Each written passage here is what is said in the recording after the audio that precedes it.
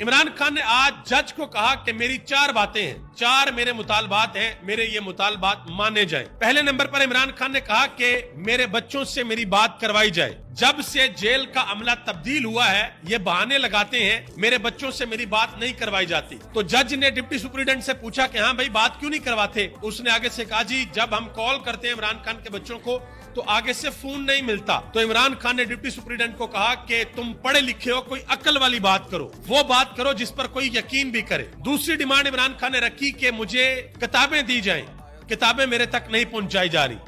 तीसरी डिमांड इमरान खान ने रखी कि एक्सरसाइज के लिए मुझे डंबल चाहिए, ये मुझे डंबल नहीं दे रहे, बेशक पुलिस वाला मेरे पास खड़ा कर दे, मैं 15 मिनट के लिए एक्सरसाइज करूंगा और फिर ये उठाकर ले जाए। और चौथे नंबर पर इमरान खान ने कहा कि अमला तब्दील होने के बाद जो मैं मुलाकात की लिस्ट देता हूं उन लोगों को मेरे तक नहीं पहुंचने दिया जाता।